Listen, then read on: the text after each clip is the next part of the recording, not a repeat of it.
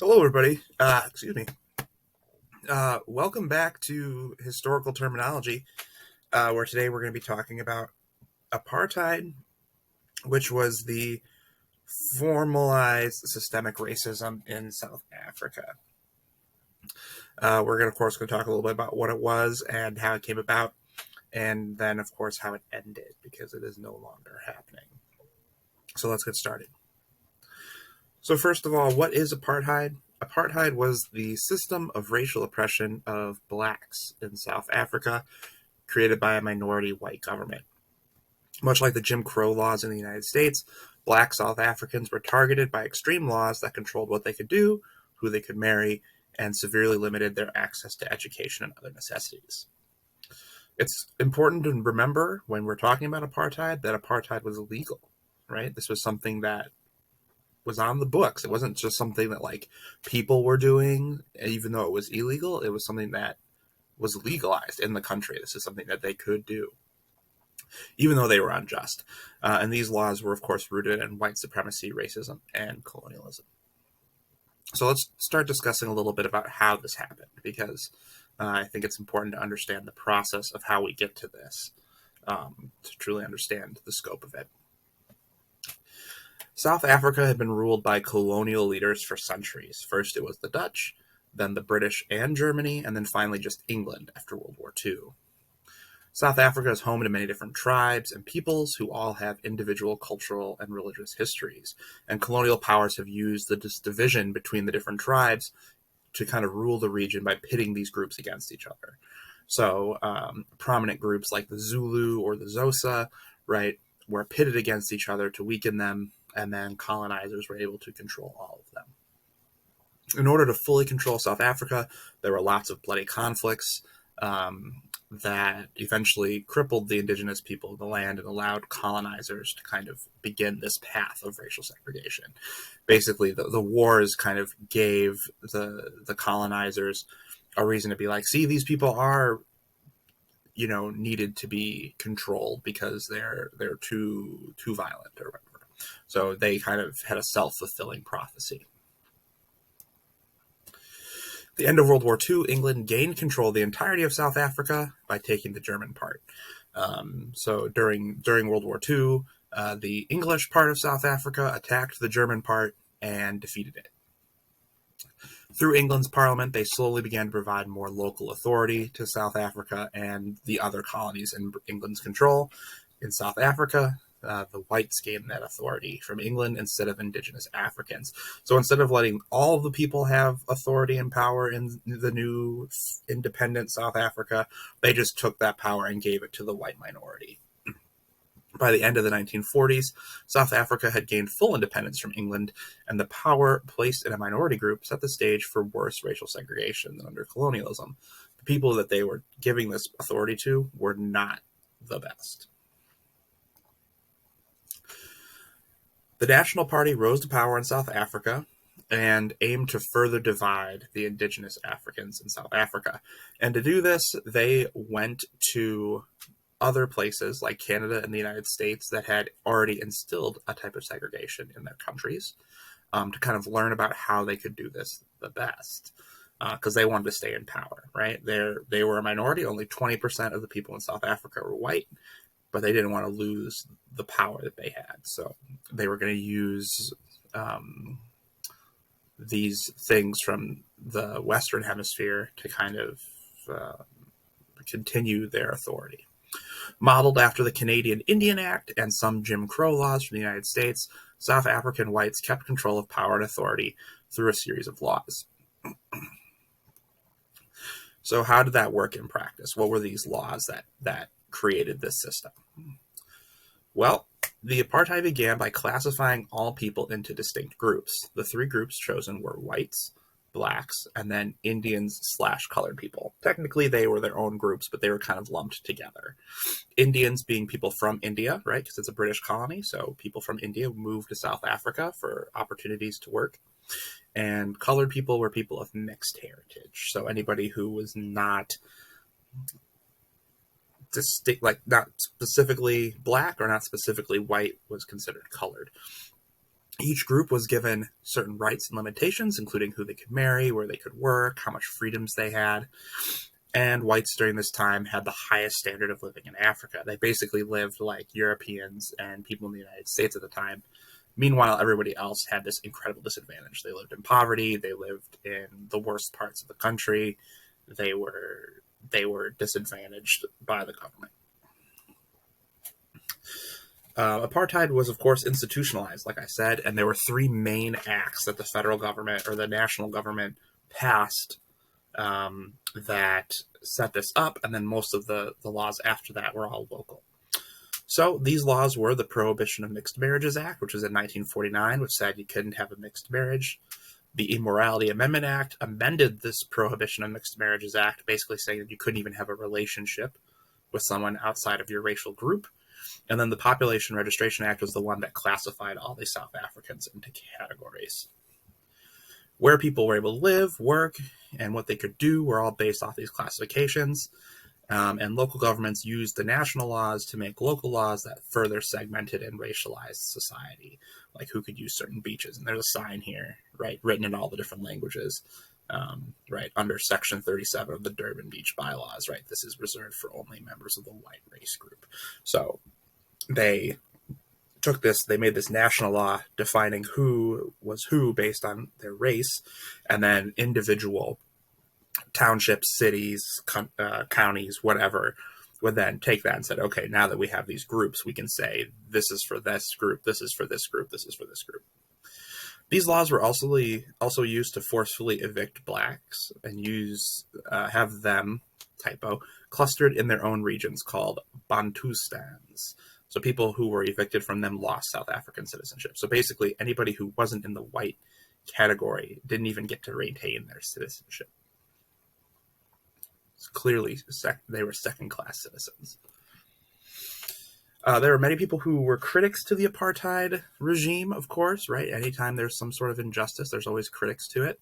The most famous one is obviously Nelson Mandela, who was an anti-apartheid activist. He played major roles in many of the anti-apartheid organizations that would fight racial segregation in South Africa.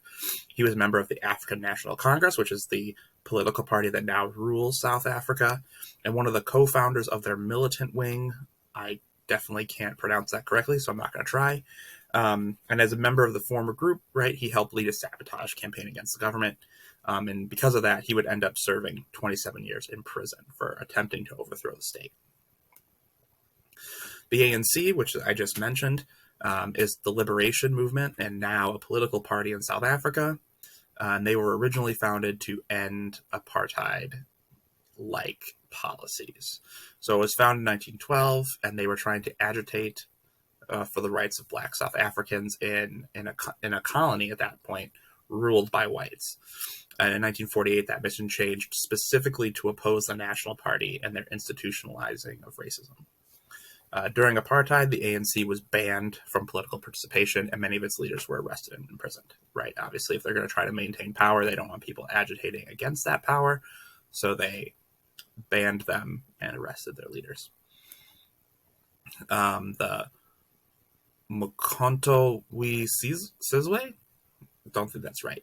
Anyway, MK, as they're called, was the militant branch of the ANC, and they were co-founded by Nelson Mandela. Basically, the ANC was all about kind of peaceful political ways of trying to solve these issues.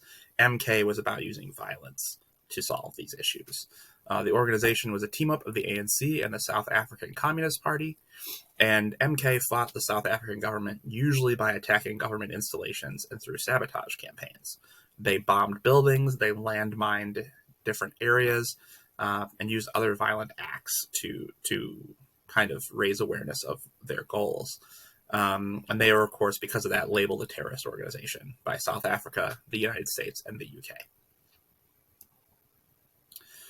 Later on in South Africa's history, in the 80s and 90s, the United Democratic Front was founded as a popular front group that consisted of trade unions and student unions and church organizations, basically all these different groups that opposed apartheid. And their goal, of course, was to establish a non-racial united South Africa where we abolish segregation and we stop institutionalized and systemic racism. Much like the ANC, though, the UDF faced really stiff political repression, and many of its leaders were also imprisoned for opposing the state. Right? If in a country where the goal is to maintain power for a certain group, right, any opposition party is going to be that's specifically trying to take power away from them is going to be repressed. Right? There are other parties that agreed that apartheid should stay. They just disagreed on different things, right? Like the economy or whatever, right? Those parties were allowed to exist, but this party, right, because they specifically opposed apartheid, was tried to be eliminated. Another person who was a big part of the anti-apartheid movement was Archbishop Desmond Tutu. Tutu was a South African bishop and archbishop, and he was the first black South African to hold either of those positions. He played an important role in the fight against apartheid, and as a member of a church, he had moral authority and was tied to international groups like the papacy, so he could advocate for black South Africans abroad. Using his international influence and position, Tutu was able to advance, right, and advocate for the plight of these people, and make it an international issue, not just a national issue. He always, of course, stressed the use of nonviolent protest, but he did tell the National Party that, like, look, I'm all about nonviolent protest, but not everybody else is. So if you continue to do this, there's going to be violence. So he was a realist. He wasn't trying to sugarcoat things, which, good for him for being honest. And then, of course, the big kind of death bell critic of apartheid was the international pressure finally raised amongst other nations. With the growing international pressure from other nations, the National Party began to falter, and the international community used sanctions and other diplomatic measures to apply pressure on the leaders of South Africa to change their policies. And this pressure would eventually lead to an end to the white minority rule and negotiations to open up the country. It really ultimately took until other countries basically said, look, we're not going to allow you to continue to do this for this to stop. No, it wasn't really listening to the people in Africa who were saying this is wrong. It was when they convinced other countries of other white people, right, to say this is wrong, where things started to change. So how did apartheid end? Well, first of all, a new leader took over the country. F.W. de Klerk became the president of South Africa after his predecessor had to step down, and he began negotiations to end apartheid and expand the franchise to include non-whites. So he was the one who chose to do this. He also moved to end discriminatory laws and allow anti-apartheid parties to participate, as well as returning press freedom to the country. So none of this really would have happened if someone like de Klerk had decided that this is something that needed to happen. So, right, he could have chose to just continue doing what was happening with South Africa and not change anything, but he decided that that was the best way to move forward.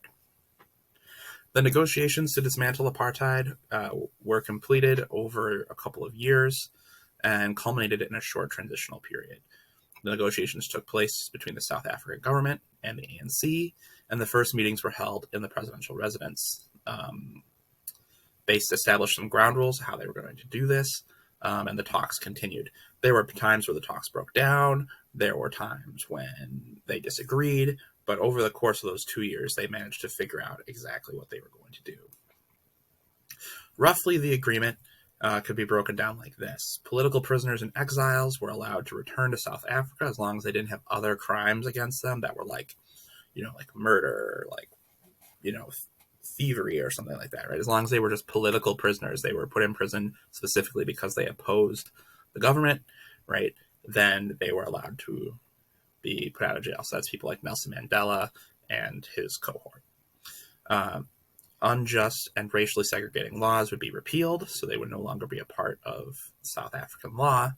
And then they established CODESA, which is the Convention for a Democratic South Africa, and it was founded to form a multiracial transitional government and a new constitution. So that was their job, was to kind of run South Africa for the couple of years and create this new constitution until there could be a free election in South Africa. And then, of course, a free election with universal suffrage would be held under the rules of the new constitution when it was time to do that. Of course, there was backlash to this, right? Think about how the civil rights movement went in the United States, right? There was a lot of violence, a lot of opposition to the changes that were happening. Same thing happened in South Africa. While these negotiations were happening, right, there were different struggles that each group had to deal with. On the white side, the Conservative Party, so like the other white party, right, began winning elections against National Party candidates, basically saying that white South Africans might not be ready to give up its power yet. But a referendum of white South Africans only indicated that 68% of the people wanted to get rid of it, so that ended up being okay. On the black side, there was a power struggle between the ANC and the Inkatha Freedom Party, and there was also some tribal rivalries between the Zulu and the Xhosa that rose up. And although party leaders met to settle their differences and work together, there was a lot of violence. There were some bombings, there were some killings, some massacres, as these groups struggled for power.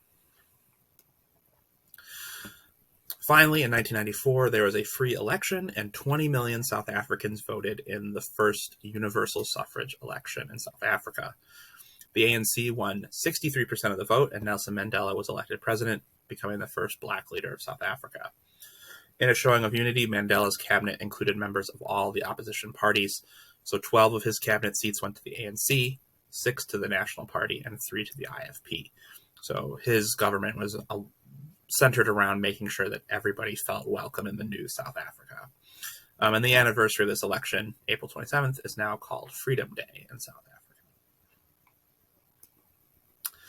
There are lots of different things that happened after apartheid ended. Some of them were kind of good. Some of them you can see maybe is not so great, right? Anytime there's a transition in government that large, there's going to be issues. So here are some of the things that have happened since apartheid have ended. South Africa is now a multiracial state dedicated to ending the effects of apartheid. So that's something that they focus on. Legal discrimination has been ended, which has opened possibilities for those affected by apartheid's rules and regulations. White South Africans who did not like the changes fled South Africa and went somewhere else to live. So they lost some people who decided that they didn't want to be a part of this new multiracial state. Despite the ending of apartheid, racial poverty has not been relieved, and many black South Africans still only earn about 10 to 20% as much as whites do. So that's still a major problem in South Africa, even now, 30 years on. The nation's educational system has also been improved, but due to financial inequalities, right, black South Africans are still cut off from a lot of educational opportunities, and the same thing happens in the United States. So it's a problem in a post-institutionalized racism society. Corruption and scandal are still a major part of South African politics. The last 2 leaders of South Africa have had a lot of different corruption and scandals in their administrations, spending money on their personal stuff, that kind of thing. And years of prejudice can't be erased overnight, right? So despite the best efforts of their new leaders, there's still a lot of racial prejudice in South Africa. Here are some examples if you want to kind of view apartheid through the lens of modern media. Here I got a couple of examples for you if you want to watch and or read a book about this.